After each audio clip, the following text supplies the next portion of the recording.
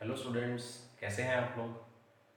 तो आज हम D and F block elements की अपनी सेकंड क्लास डिस्कस करने वाले हैं, स्टार्ट करने वाले हैं।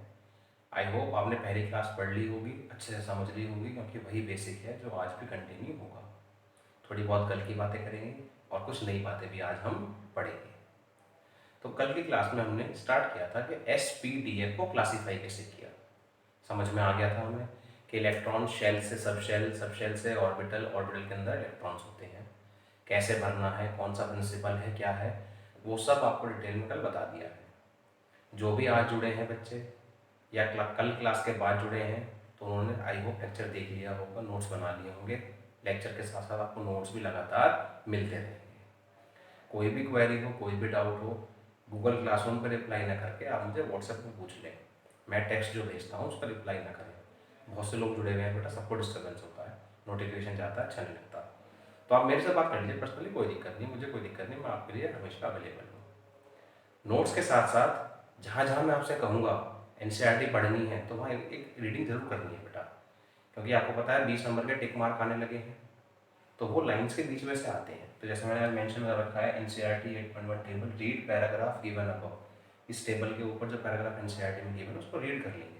आसान से होगा, अगर छोटा छोटा पढ़ के चलोगे तो कोई दिक्कत नहीं आएगी। एक पैराग्राफ 10 लाइन्स, कोई बहुत बड़ा फर्क नहीं पड़ता। अब डी एंड एफ ब्लॉक में से मैं एफ को हटा देता हूँ फिलहाल, पहले डी की बात पढ़ेंगे। इस पूरे चैप्टर में आपका 90% डी ब्लॉक एलिमेंट्स है और केवल 10% क्या है बेटा, एफ ब्लॉक एलिमेंट्स। तो पहला फोकस डी पे और फिर एफ पे। एग्जाम्पल्स में कॉन्फिडेंस आया था पहले, तो n-1 डी में 1 से लेकर 10 तक इलेक्ट्रॉन और ns में 0 से लेकर 2 तक। 3D series, 4D series, 5D series, 6D series, इस कॉन्फ़िगरेशन के बेस पे 4 सीरीज बनकर आई। मेन फोकस पहली सीरीज पे रहेगा, स्कैंडियम से लेकर जिंक तक, इसको 3D सीरीज भी कहा जाता है। सेकेंड एट्रियम से लेकर कैडमियम तक। नेक्स्ट सीरीज लेंथेनम से लेकर मरकरी तक। और ये वाली सीरीज जो कि 4 सीरीज है, ये पूरी नहीं है, इसे एक्टिनियम और अनअनवायन भी कहा जाता है। आप पैराग्राफ रीड करेंगे तो वहाँ आपको ये सारी बातें मिलेंगी। कॉन्फ़िगरेशन से ही स्टार्ट करता हूँ बेटा। हमने देखा कि डी में तो 1 से 10, लेकिन एस में लिखा है 0 भी हो सकता है, 0 से लेकर 2 तक, 0 भी, 1 भी, 2 भी। तो 0 का एग्जाम्पल लिखा हुआ है नोट्स में, आप देखिए नोट्स ध्यान से पढ़ने हैं। अगर नोट्स पढ़े होंगे तो वहाँ पे एग्जाम्पल मिला होगा पैलेडियम, पीडी, एटॉमिक नंबर 46, उसके पास डी में 10 इलेक्ट्रॉन्स होते हैं, एस में एक भी इलेक्ट्रॉन नहीं होता। अब सेकंड पॉइंट पढ़ना है जो सबसे इंपॉर्टेंट पॉइंट है, और मैं इस पर लिख रहा हूँ कि ये बोर्ड में आ चुका है, यानी कि आज से ही काम स्टार्ट हो गया और साथ साथ पता लगता रहेगा बोर्ड में क्या आता है। कुछ कुछ क्वेश्चंस मैं आपको आईआईटी और नीट वाले भी बताऊंगा कि यहाँ से टॉपिक ऐसे आया हुआ है एग्जाम में।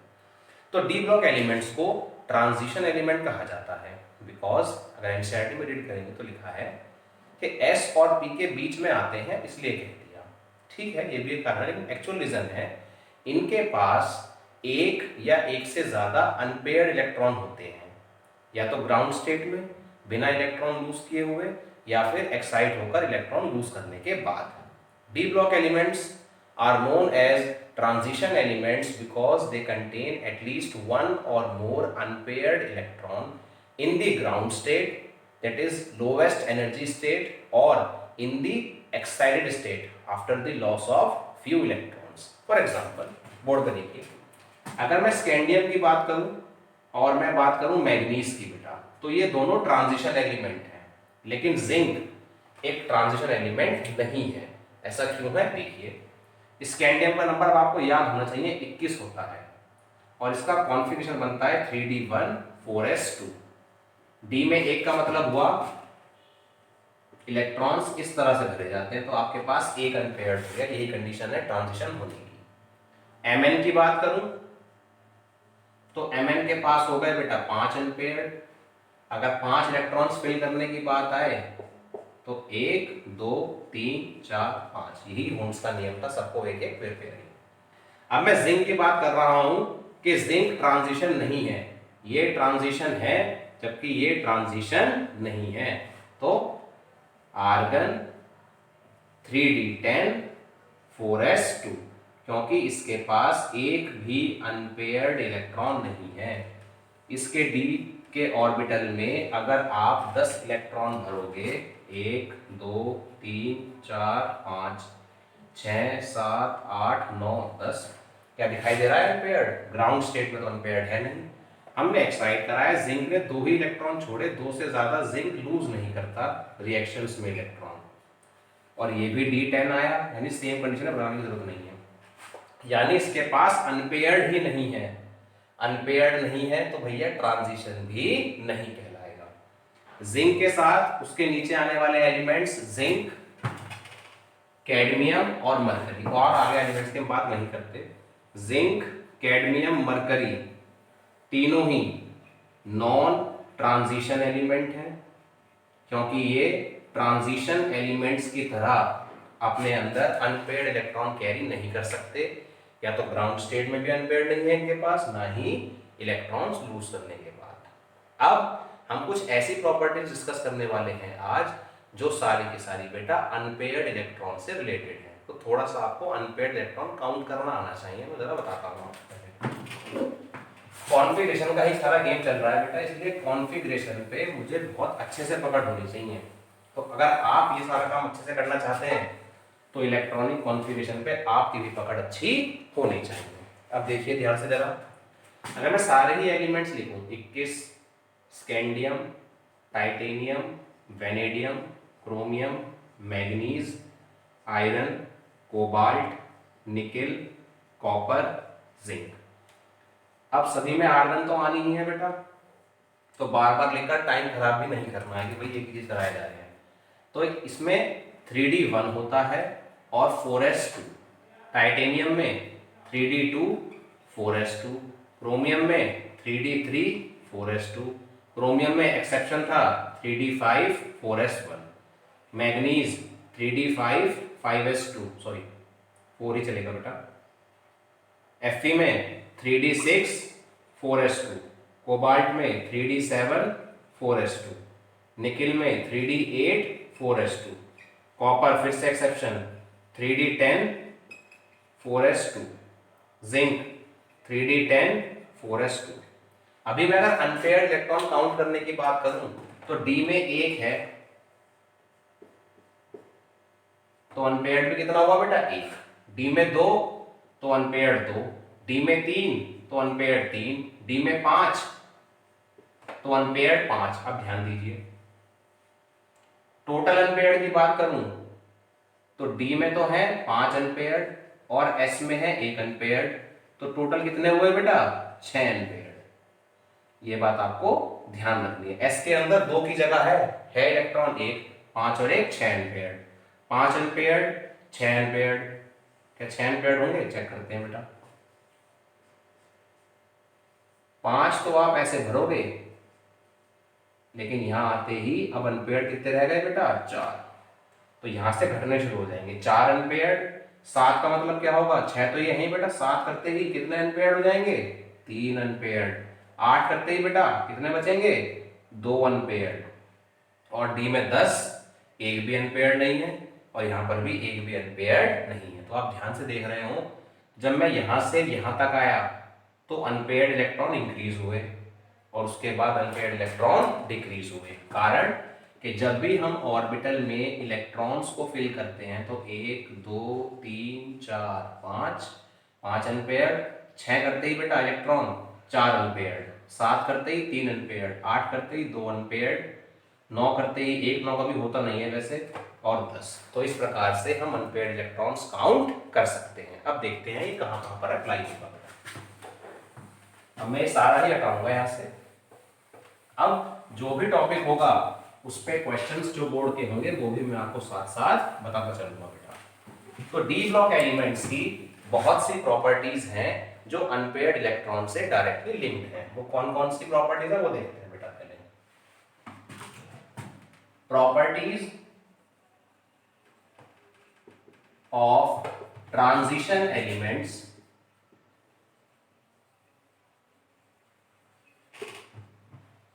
Due to unpaired electrons, one और मोर। एक या एक से ज्यादा अनपेयर्ड इलेक्ट्रॉन होने की वजह से कुछ खास प्रॉपर्टीज होंगी बेटा। तो हम पहले उनको डिस्कस करेंगे क्योंकि वो सब आपस में इंटर रिलेटेड है। कहीं ना कहीं से किसी न किसी के बारे में कोई ना कोई सवाल बोर्ड में हमेशा आता रहता है। जैसे कि सबसे पहले मैं आपसे बात करूंगा मैग्नेटिक प्रॉपर्टी। दूसरी बात आपसे करूंगा melting point, boiling point, enthalpy of atomisation. तीसरी बात करूंगा बेटा कलर की। चौथी बात करूंगा बेटा कैटालिटिक प्रॉपर्टी की।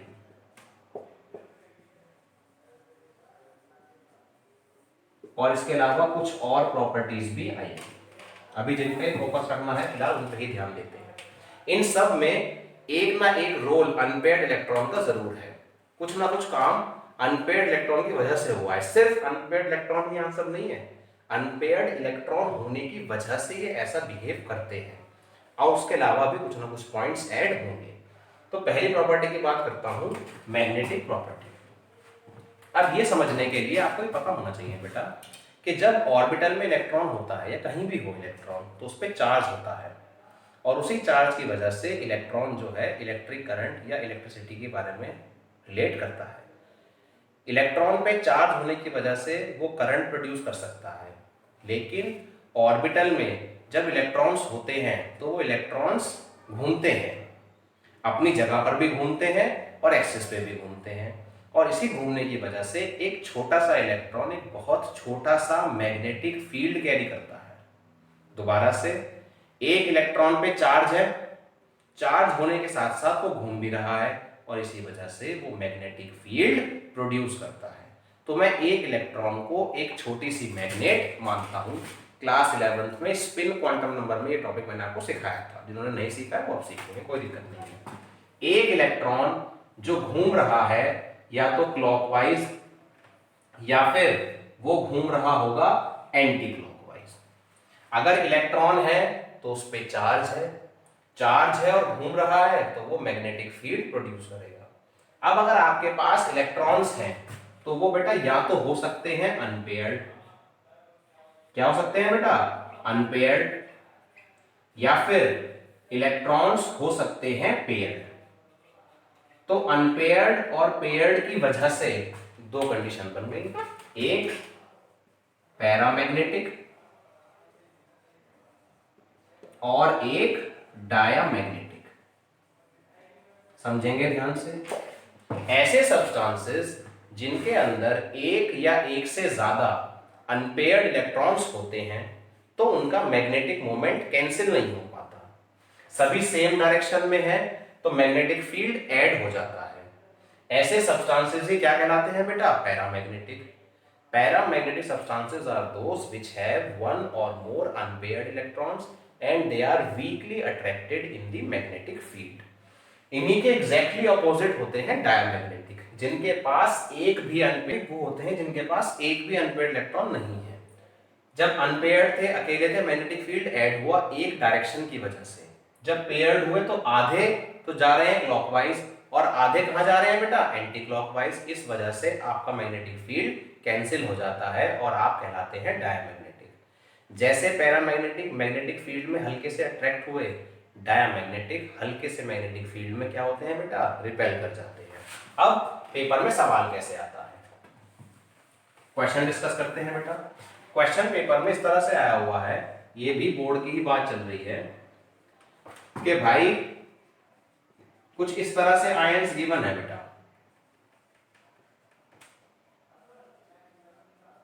कि बताइए इनमें से कौन पैरामैग्नेटिक है और कौन डायमैग्नेटिक, कौन कम है और कौन ज्यादा। आप चाहें तो मैग्नेटिक मोमेंट भी निकाल सकते हैं, कितना ज्यादा मैग्नेटिक फील्ड बन रहा है, कितना ज्यादा अट्रैक्ट होंगे, उसको निकालने के लिए फॉर्मूला है अंडर रूट में n+2। यूनिट आती है बोर मैग्नेटॉन, n का मतलब होता है number of unpaired electrons, Bm means bore magneton.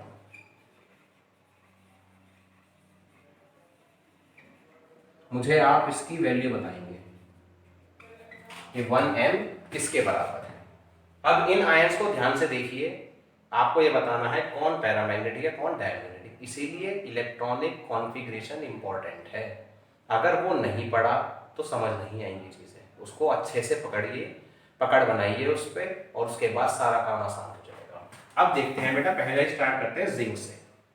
Number है 30, आर्गन 3d10 4s2।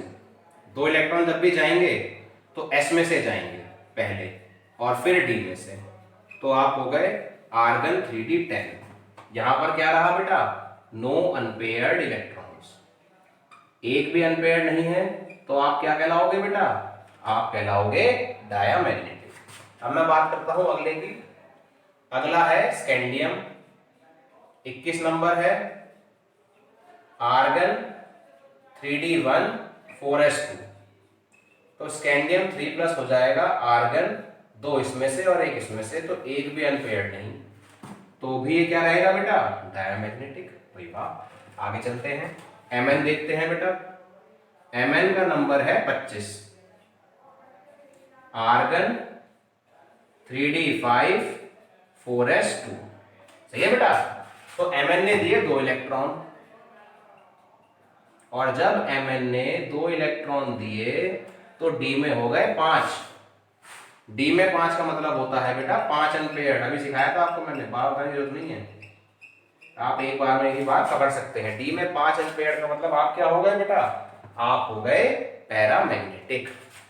अब अगर आपको अनपेयर्ड इलेक्ट्रॉन्स का की वजह से मैग्नेटिक मूवमेंट जो बना, टोटल नेट मैग्नेटिक मूवमेंट जो बना, कितनी मैग्नेटिक प्रॉपर्टी रहेगी, उसको ऐड निकालने के लिए आप n की जगह क्या रख दो बेटा, 5, और उसी से 5 + 2 7, 5 × 7 37 रूट की वैल्यू में आपका मैग्नीज 2+ आयन का मैग्नेटिक मूवमेंट आ जाएगा।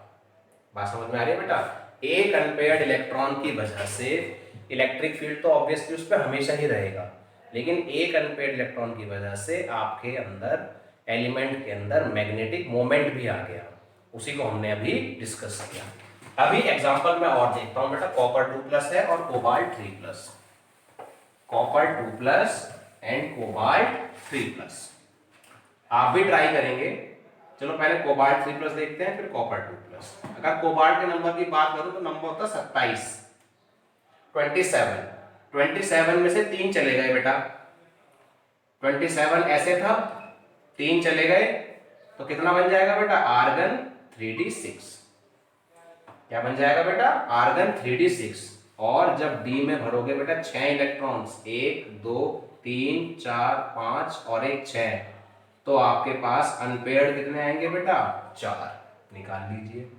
कॉपर 2+, कॉपर क्या होता है, आर्गन 3d10 4s1, तो 2+ क्या होगा बेटा, कॉपर 2+ हो जाएगा आर्गन 3d9। d9 का मतलब होता है बेटा, आप देख लीजिए खुद, एक अनपेयर्ड। तो सबसे ज्यादा मैग्नेटिक फील्ड कौन दिखाएगा, यहां पर मैग्नेटिक मोमेंट कौन दिखाएगा, Mn2+। उससे कम कौन दिखाएगा बेटा, कोबाल्ट 3+। और उससे भी कम कौन दिखाएगा बेटा, Cu2+। और बाकी सब क्या थे बेटा, डायामैग्नेटिक, और ये रहेंगे हमारे पैरामैग्नेटिक। पूरे ध्यान से समझेंगे, बहुत ही इंपॉर्टेंट है और बहुत ही आसान है। आपके पास इलेक्ट्रॉन है तो उस पर इलेक्ट्रिक फील्ड है, इलेक्ट्रिक फील्ड की वजह से ही आता है मैग्नेटिक फील्ड, क्योंकि पार्टिकल घूम रहा है, इलेक्ट्रॉन घूम रहा है। अब किस पे कितना हो, किस पे कितना कम हो, किस पे कितना ज्यादा है, उसके लिए एक्सप्रेशन है आपका, Bm इसकी यूनिट है, n नंबर ऑफ अनपेयर्ड है, बोर मैग्नेटॉन, और इससे हम निकालते हैं मैग्नेटिक मोमेंट। अनपेयर्ड है तो आएगा, अनपेयर्ड नहीं है तो आप डायामैग्नेटिक कहलाते हैं। सही है। अब हम चलते हैं बेटा अपनी अगली प्रॉपर्टी पर। अगली प्रॉपर्टी है melting point, boiling point and enthalpy of atomisation.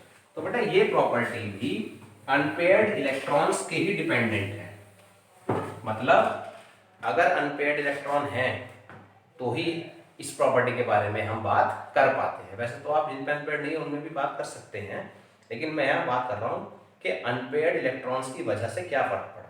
तो आप ध्यान समझिए, डी ब्लॉक एलिमेंट्स के पास अनपेयर्ड इलेक्ट्रॉन्स हैं, अनपेयर्ड हैं। अब अनपेयर्ड होने की वजह से जब दो एटम पास पास आएंगे तो एक एटम के अनपेयर्ड इलेक्ट्रॉन्स दूसरे एटम के अनपेयर्ड इलेक्ट्रॉन से बॉन्ड बनाएंगे। सपोज करो ये 4 अनपेयर्ड है एक एटम के, ये 4 अनपेयर्ड है दूसरे एटम के। जब ये आकर पास पास बैठेंगे, भाई सॉलिड है तो पास पास ही बैठे होंगे, और पास बैठने से ये एक दूसरे से बॉन्डिंग कर लेते हैं।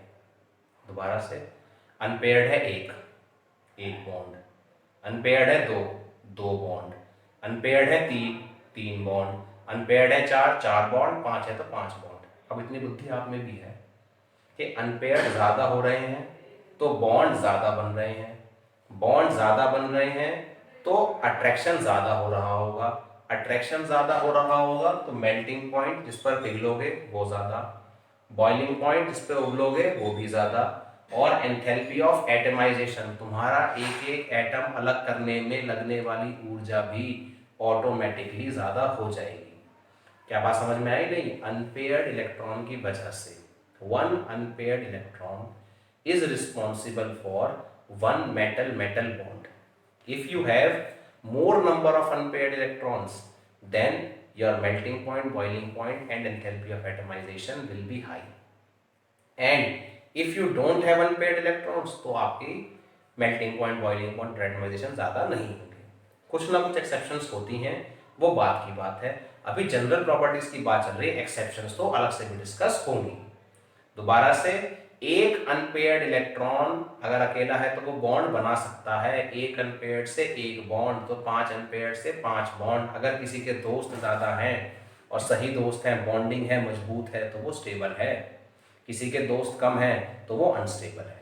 अब थोड़ा सा डीप में जाते हैं कि भाई बॉन्डिंग होती कैसे है।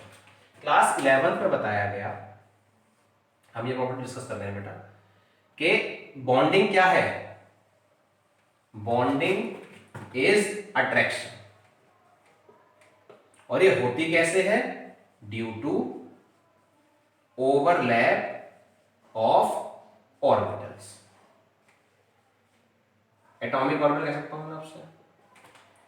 अगर आप हाइड्रोजन की बात करेंगे तो उसके पास इलेक्ट्रॉन होता है 1s1 में, दूसरे हाइड्रोजन के पास भी 1s1 में होगा, लेकिन जब H और H के बॉन्ड बनेंगे तो एक s ऑर्बिटल दूसरे s ऑर्बिटल से क्या करता है बेटा? ओवरलैप कर लेता है, एक इलेक्ट्रॉन यहाँ एक इलेक्ट्रॉन यहाँ। अब ये इंडिकेट करता है बॉन्ड फॉर्मेशन। तो मैंने आपको थोड़ा सा बस ये बताना चाहा यहाँ पे कि half filled atomic orbital of one atom overlaps with the half filled atomic orbital of another atom. तो अगर आपके पास अनपेयर्ड है बेटा तो आप बॉन्ड बना लेंगे, अगर आपके पास अनपेयर्ड नहीं है तो आप बॉन्ड नहीं बना सकते। मेल्टिंग मीन्स आपको पता है पिघल जाना, आइस मेल्ट हो गई। बॉइलिंग मीन्स उबल जाना। किसी को अगर नहीं पता कि एटमाइजेशन क्या है, तो आपके पास कोई लिक्विड मेटल है, आपने उसको वेपराइज कर दिया तो वो क्या होगा बेटा? एटम की फॉर्म में आ जाएगा। और एटमाइज कर देने को ही हम एंथैल्पी ऑफ एटमाइजेशन कहते हैं। इसमें भी आपको बहुत ज्यादा हीट प्रोवाइड करनी पड़ती है। तो मीन्स अगर किसी में अट्रैक्शन ज्यादा है तो दूर करने में लगने वाली एनर्जी भी क्या होगी बेटा? ज्यादा। और अगर अट्रैक्शन कम है तो दूर करने में लगने वाली एनर्जी भी कम होगी। अब इस पे आया हुआ बोर्ड का सवाल। छोटे छोटे टॉपिक हैं बेटा, लेकिन अनपेयर्ड इलेक्ट्रॉन से ही लिंक्ड है। यहाँ पर अनपेयर्ड इलेक्ट्रॉन की वजह से कुछ और बात है। मैंने कहा था ना पूरा आंसर अनपेयर्ड नहीं है, लेकिन आंसर में अनपेयर्ड जरूर है। तो अनपेयर्ड की वजह से ये हुआ, अनपेयर्ड की वजह से यही, और वो सारा काम भी अनपेयर्ड की वजह से ही होगा। अब बोर्ड में आया हुआ क्वेश्चन बता रहा हूं मैं आपको। इन 3D series chromium have very high melting point, but zinc have very less melting point। कह रहे हैं कि 3D सीरीज में जो है क्रोमियम का मेल्टिंग पॉइंट बहुत ज्यादा है और जिंक का मेल्टिंग पॉइंट सबसे कम। तो इसकी वजह क्या है? तो जिस बच्चे ने पढ़ रखा होगा उसको तुरंत स्ट्राइक करेगा कि भाई भैया ने बताया था कि जिंक के पास तो अनपेयर्ड एक भी नहीं होता, लेकिन क्रोमियम के पास सबसे ज्यादा 6 अनपेयर्ड इलेक्ट्रॉन्स हैं। अब अगर तुम्हें कॉन्फ़िगरेशन ही नहीं आता तो तुम्हें समझ में आएगा या नहीं? जीरो। तो आपको पहले पता हो इलेक्ट्रॉनिक कॉन्फ़िगरेशन। तो लिखा फटाफट हमने आर्गन 3d5 4s1, जिंक है 30, आर्गन 3d10 4s2। इसके पास है 0 अनपेयर्ड इलेक्ट्रॉन और इसके पास है बेटा 6 अनपेयर्ड इलेक्ट्रॉन। तो अब आप ही बताइए, अगर मेटल मेटल बॉन्डिंग की बात करूंगा तो किसमें ज्यादा होगी? मेटल मेटल बॉन्डिंग उसमें ज्यादा होगी जिसके पास अनपेयर्ड ज्यादा है। इसीलिए क्रोमियम का मेल्टिंग पॉइंट बॉइलिंग पॉइंट काफी ज्यादा है, जबकि जिंक का मेल्टिंग पॉइंट बॉइलिंग पॉइंट काफी कम है। तो इसमें आप ये समझे कि अनपेयर्ड इलेक्ट्रॉन की वजह से बॉन्ड्स बन जाते हैं। इन बॉन्ड्स को मेटेलिक बॉन्ड्स कहा जाता है। कॉन्सेप्ट समझना है, लिखे हुए नोट्स आपको मैं दूंगा, आपको मिल जाएंगे, आप वहां से नोट भी कर लेंगे। कोई भी एक्स्ट्रा पॉइंट आए तो आप उन नोट्स में ऐड कर लेंगे। नोट्स अपने खुद भी बनाने हैं, ये नहीं कि बस इमेज आई जा रही है और हम उसको रखे हुए हैं, बैठे हुए हैं, कुछ हम नहीं कर रहे। अब चलते हैं अपनी अगली प्रॉपर्टी पे, कलर, जो कि बहुत ज्यादा इंपॉर्टेंट है, आप पेपर में भी देखेंगे। कह रहे हैं डी ब्लॉक एलिमेंट्स कलर दिखाते हैं। तो बेटा कलर जब भी कोई दिखा रहा है तो उसका कारण इलेक्ट्रॉन्स ही होते हैं। इलेक्ट्रॉन्स के बिना आप कलर नहीं दिखा सकते। तो डी ब्लॉक एलिमेंट्स में एक बात ध्यान रखिए, पहले तो कि हम बात जो करते हैं वो कलर्स जो होते हैं वो 7 कलर ऑफ स्पेक्ट्रम से निकले हुए कलर्स की बात करते हैं, या फिर उनकी कॉम्बिनेशन से जो बने हुए कलर हैं। किसी को अगर नहीं पता हो तो व्हाइट को हम इसमें कंसिडर नहीं करते, मींस व्हाइट को कलर नहीं माना जाएगा। जैसे जिंक के कंपाउंड व्हाइट हैं तो उन्हें एनसीईआरटी में केमिस्ट्री की भाषा में कलरलेस भी कहा जाता है। तो व्हाइट को कंसिडर नहीं करना है। तो सवाल आया पेपर में कि भैया डी ब्लॉक एलिमेंट्स कलर दिखा रहे हैं, क्योंकि रीजनिंग बेस्ड ही काम आता है। तो हमने कहा भाई कलर क्यों दिखा रहे हैं? तो देखा जिनमें डी ब्लॉक एलिमेंट्स में अनपेयर्ड इलेक्ट्रॉन्स थे उन्होंने कलर दिखाया, और जिनके पास अनपेयर्ड नहीं थे उन्होंने कलर नहीं दिखाया। अब ऐसा क्यों हुआ वो थोड़ा सा समझते हैं। डी में ये जो 5 ऑर्बिटल्स है बेटा, ये थोड़ी सी आगे की बात है। वो कुछ इस प्रकार से होते हैं बेटा, इनको T2G कहा जाता है और इनको EG कहा जाता है। T2G and EG। जब बॉन्ड फॉर्मेशन होती है तो ये 2 हिस्सों में टूटते हैं बेटा। एक हिस्सा T2G कहलाता है और एक हिस्सा EG। ये ऑक्टाहेड्रल में टूटना होता है, एक होता है टेट्राहेड्रल जिसमें EG नीचे आ जाता है और T2G ऊपर आ जाता है। ऐसे ही स्क्वायर ब्रेड का भी होता है, वो बात आपसे नेक्स्ट चैप्टर में होगी। फिलहाल मैं बताना क्या चाह रहा हूं, अगर आपके पास अनपेयर्ड इलेक्ट्रॉन है और T2G और EG के बीच में एनर्जी गैप लेस है, बहुत ज्यादा एनर्जी गैप नहीं होता, तो ये इलेक्ट्रॉन यहां पहुंच जाता है। विजिबल लाइट में ये एब्जॉर्प्शन दिखाता है, फिर ये इलेक्ट्रॉन वापस आता है और ये जो वापस आने में एनर्जी एमिट करता है उसी की वजह से हमें कलर दिखते हैं। अगर आप नोट्स में पढ़ेंगे तो आपको मिलेगा कि अनपेयर्ड इलेक्ट्रॉन्स पे जब थोड़ी सी भी लाइट गिरती है, थोड़ी सी भी उनको एनर्जी मिलती है, तो वो एक्साइट हो जाते हैं। एक्साइट होके कहीं तो पहुंचते होंगे, तो वो चेंज कर लेते हैं T2G से EG या EG से T2G, क्योंकि ऑक्टाहेड्रल में T2G नीचे आता है और टेट्राहेड्रल में EG नीचे आता है। मींस ये वाला सिस्टम आप ऐसे भी बना सकते हैं, EG भी और T2G भी, जब आप पढ़ेंगे टेट्राहेड्रल कॉम्प्लेक्स। अभी मैं बात कर रहा हूं ऑक्टाहेड्रल की। तो मैं बताना चाह रहा हूं कि डी के जो 5 ऑर्बिटल्स हैं वो 2 हिस्सों में टूट सकते हैं बेटा, ऐसे भी और ऐसे भी। एक तरीका और भी है, वो है स्क्वायर प्लेनर, जो हमारे सिलेबस में है नहीं, तो उसके बारे में बात आपसे नहीं कर रहा। तो हो क्या रहा है बेटा, इलेक्ट्रॉन्स एनर्जी एब्जॉर्ब करके एक्साइट हो जाते हैं। एक्साइट होने के बाद वो एनर्जी को एमिट करते हैं, और वो जो एमिट करी हुई एनर्जी है अगर हमारी आंखों की रेंज में आएगी, जिसे हम विजिबल रीजन कहते हैं, तो हम उसे देख पाएंगे, वरना हम उसको देख नहीं सकते। तो जितनों के पास भी अनपेयर्ड इलेक्ट्रॉन थे उनके अनपेयर्ड इलेक्ट्रॉन घूमते हैं, और इस घूमने को नाम दिया गया है, ये आपके आंसर के कीवर्ड्स हैं और ये आपके आंसर में जरूर होने चाहिए। इन कीवर्ड्स को कहा गया है, पहला नाम डी ट्रांजिशन। भाई डी के ही तो डब्बे हैं, ये 5 तो टूटे हैं, 3 और 2 में, 2 और 3 में, सीधा उल्टा सीधा उल्टा।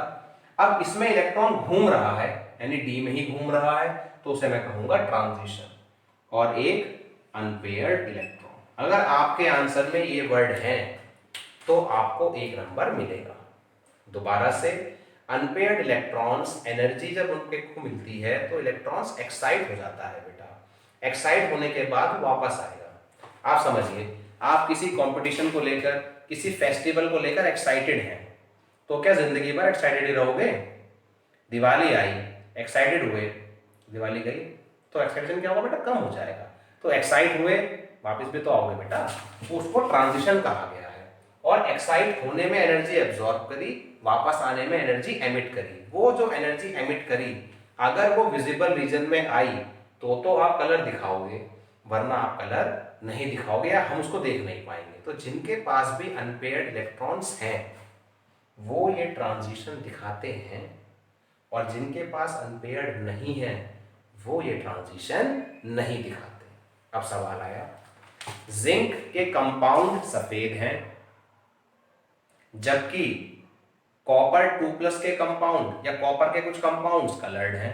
तो आंसर, कॉपर 2+ में कॉपर के पास एक अनपेयर्ड है, जबकि जिंक के कंपाउंड में जिंक 2+ होगा, उसके पास एक भी अनपेयर्ड नहीं होगा।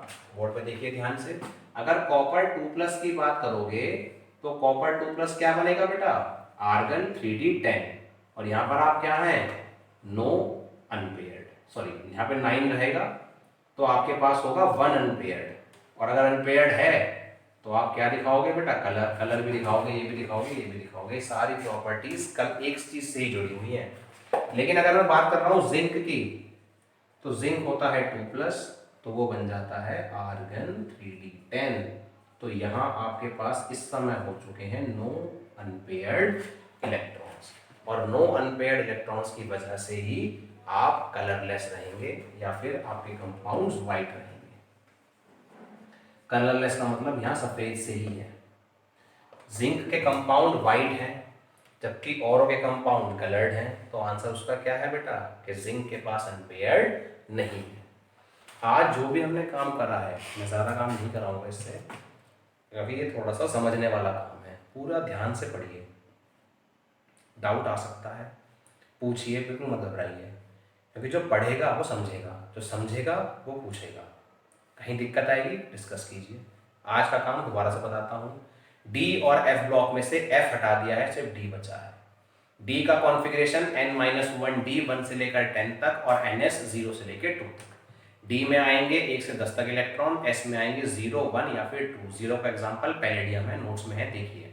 1 और 2 के हम कर ही चुके हैं, क्रोमियम और कॉपर में 1 थे, बाकी सभी में 2-2 इलेक्ट्रॉन्स भी प्रेजेंट थे। उसके बाद बताया गया कि डी में 4 सीरीज हैं, 3D, 4D, 5D, 6D। हम जनरली पहली सीरीज ही पढ़ने वाले हैं, 3D सीरीज। इसको हम स्कैंडियम से लेकर जिंक तक पढ़ेंगे।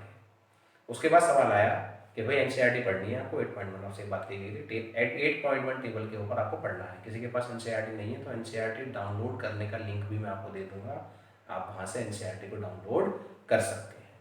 उसके बाद बताया डी ब्लॉक एलिमेंट्स को ट्रांजिशन एलिमेंट कहा गया है।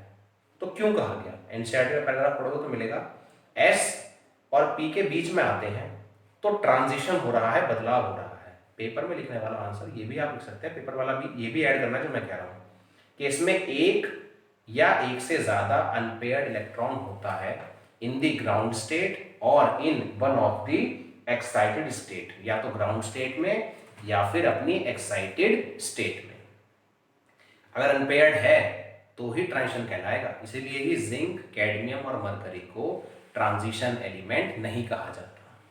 उसके बाद हमने देखा कि एलिमेंट्स में अनपेयर्ड इलेक्ट्रॉन्स कैसे काउंट करते हैं। डी में 1 है 1 अनपेयर्ड, डी में 2 है 2 अनपेयर्ड, 3 है 3, 4 है 4, 5 है 5 अनपेयर्ड। तो 5 तक तो काउंटिंग बढ़ेगी। जैसे ही 6 हुए 4 अनपेयर्ड, 7 हुए 3, 8 हुए 2, 9 हुआ 1 और 10 हुए तो एक भी अनपेयर्ड नहीं रहेगा। एस के आप अलग से ऐड कर लेंगे, फिलहाल डी के बताए हैं। उसके बाद कहा कि बहुत सी प्रॉपर्टीज ऐसी हैं जो अनपेयर्ड इलेक्ट्रॉन से लिंक्ड है और काफ़ी आसान है। एक एक नंबर के सवाल बनते हैं, इन पर से बेटा 5 सवाल आते हैं। पूरा पेपर जो है आपका एक प्रकार से न्यूमेरिकल्स अगर निकाल दिए जाएं तो 3 नंबर के सवाल में 3 पार्ट मिलेंगे, 5 नंबर के सवाल में कम से कम 4 या 5 पार्ट तो मिलने ही मिलने हैं। तो आपको यानी ध्यान देना है कि एक एक नंबर के सवाल पूछे जा रहे हैं, डीप सवाल पूछे जा रहे हैं आपसे। तो अब हमें देखना है कि अनपेयर्ड इलेक्ट्रॉन से बहुत सी प्रॉपर्टीज लिंक्ड हैं। तो कौन कौन सी हैं? पहली पड़ी बेटा मैग्नेटिक प्रॉपर्टी। अगर आपके पास अनपेयर्ड इलेक्ट्रॉन है तो आप में मैग्नेटिक प्रॉपर्टी होगी जिसे हम बोलते हैं पैरामैग्नेटिक। वो कैसे है समझिए। आपके पास एक अनपेयर्ड इलेक्ट्रॉन है या कोई भी इलेक्ट्रॉन है आपके पास, तो उस पर हमेशा चार्ज रहेगा नेगेटिव का, और उसी चार्ज की वजह से जब वो घूमता है तो वो मैग्नेटिक फील्ड भी बनाता है। इसीलिए एक अकेला इलेक्ट्रॉन एक छोटी सी मैग्नेट है। अकेला रहेगा, मैग्नेटिक फील्ड ऐड होगा, और अगर पेयर्ड हो गया तो एक सीधा घूमता है और एक उल्टा, एक क्लॉकवाइज और एक एंटी क्लॉकवाइज, तो मोशन कैंसिल हो जाता है। तो इलेक्ट्रॉन का मैग्नेटिक फील्ड कैंसिल हो गया, एक घूमा क्लॉकवाइज और एक घूमा एंटी क्लॉकवाइज, एक ने बनाया पॉजिटिव मैग्नेटिक फील्ड, एक ने बनाया नेगेटिव, तो ओवरऑल मैग्नेटिक फील्ड कैंसिल। तो जिनके पास अनपेयर्ड नहीं है वो डायमैग्नेटिक, जिनके पास अनपेयर्ड है पैरामैग्नेटिक। कैसे निकालना है फॉर्मूला आपको बता दिया, आप उसको यूज कीजिए। एक आप सवाल पूछा है बोर मैग्नेट्रॉन की वैल्यू, वो आप मुझे बता सकते हैं ढूंढकर। उसके बाद दूसरे पर आए, मेल्टिंग पॉइंट पिघलना, बॉइलिंग पॉइंट उबलना, एटमाइज मींस एक एक एटम का अलग हो जाना। एक अनपेयर्ड से एक बॉन्ड, दो अनपेयर्ड से दो बॉन्ड, तीन अनपेयर्ड से तीन बॉन्ड, चार अनपेयर्ड से चार बॉन्ड, पांच से पांच, छह से छह। तो जिसके पास अनपेयर्ड ज्यादा है वो एटम मजबूत है, वो एलिमेंट मजबूत हो गया, उसमें बॉन्डिंग तगड़ी हो गई, और बॉन्डिंग तगड़ी होने की वजह से ही melting point boiling point high, chromium का हाई, जिंक का कम। कुछ एक्सेप्शंस हैं वो बताऊंगा मैं आपको, लेकिन फिलहाल बेसिक बात पकड़ रहे हैं। जब हम क्वेश्चन डिस्कस करेंगे तो एक्सेप्शंस भी अलग से करी जाएंगे। फिलहाल क्रोमियम के अंदर मेल्टिंग पॉइंट बॉइलिंग पॉइंट ज्यादा है क्योंकि उसके पास अनपेयर्ड भी सबसे ज्यादा है, और जिंक में नहीं है, सबसे कम है क्योंकि उसके पास अनपेयर्ड भी नहीं है। उसके पास डी में 10 इलेक्ट्रॉन है और एक भी अनपेयर्ड नहीं होता। तीसरा पड़ा कलर। अनपेयर्ड इलेक्ट्रॉन है, एनर्जी एब्जॉर्ब करोगे, एक्साइट हो जाओगे। डी के 5 डब्बे 2 में टूट जाते हैं, वो आपको समझाने के लिए बताया, पेपर में इतना लिखे आते हैं अगर आप कि एनर्जी एब्जॉर्ब हुई, इलेक्ट्रॉन एक्साइट हुआ, फिर उसने एनर्जी को एमिट करा, वो एनर्जी विजिबल रीजन में आई, और इसी को कहा जाता है डी ट्रांजिशन। ये सारे आंसर नोट्स में बहुत अच्छी तरीके से लिखे हुए हैं, वहाँ से पढ़ेंगे। समझाने का काम थोड़ा ज़्यादा होता है, पेपर में तो एक नंबर के हिसाब से लिखना है बेटा, तो कीवर्ड्स बताए हैं आपको, उन कीवर्ड्स को पकड़ना है, वो आपके आंसर में है, आपका कोई नंबर नहीं काट सकता। जब भी बोर्ड में कॉपी चेक होती है आंसर की हेल्प से, तो उसमें कीवर्ड्स ही देखे जाते हैं। पूरी कहानी ठीक है, लेकिन दो वर्ड्स का इन दो वर्ड्स का होना ज़रूरी है। कलर वाले पे आपका कोई नंबर कभी नहीं काट सकता। वैसे कलर होने का रीज़न एक और भी है, चार्ज ट्रांसफ़र, लेकिन इस केस में वो डिस्कस नहीं होगा, वो अलग से आता है बेटा। तो अगर आपके पास अनपेयर्ड इलेक्ट्रॉन्स हैं तो आपके जो इलेक्ट्रॉन्स हैं वो एनर्जी एब्जॉर्ब कर लेंगे और एक्साइट हो जाएंगे। एक्साइट होने के बाद वो वापस आएंगे, वापस आने पर वो एनर्जी एमिट करेंगे, और वो एमिट करी हुई एनर्जी अगर विजिबल रीजन में आती है तो कलर दिखाई देता है, वरना कलर दिखाई नहीं देता। अच्छा, व्हाइट को वो रंग नहीं मारते, बता चुका हूँ, व्हाइट कलरलेस में कंसिडर करेंगे। अब हमने देख लिया 3 प्रॉपर्टीज, 2 प्रॉपर्टीज हम बाद में करेंगे। क्लास अब मंडे से कंटिन्यू होगी, 2 दिन क्लास हो गई, बच्चे और जुड़ रहे हैं, धीरे धीरे सब जुड़ जाए वरना काम छूट जाएगा हम लोगों का। मंडे टू फ्राइडे का कॉन्सेप्ट रहेगा हमारा। नोट्स बनाते रहिए, कोई भी डाउट आए फ्रैंकली पूछिए, हो सकता है समझने में थोड़ी बहुत इश्यूज आ जाएं, पूछेंगे नहीं तो सीखेंगे नहीं। अगर आप डरेंगे पूछने में तो आपकी गलती है, आप दिक्कत कर रहे हैं। और हर टॉपिक के साथ सवाल लिखे होंगे कि ये आया है पेपर में, तो उस पर ध्यान दीजिए, क्योंकि जो पेपर में आया है वही तो हमें करना है बेटा, उसके अकॉर्डिंग ही हमें चलना है। मिलते हैं अपनी अगली क्लास में मंडे को। Thank you. प्लीज़ को शेयर कीजिए, दोस्तों को बताइए। और मंडे से 11th क्लास का भी बैच शुरू हो रहा है, तो जो भी आपके लिंक में है आप उनको शेयर कर सकते हैं। ट्रायल लीजिए, पढ़ के देखिए, उसके बाद की बातें बाद में होंगी। हर प्रकार का सपोर्ट मेरी तरफ से आपको मिलेगा। Thank you. जय हिंद।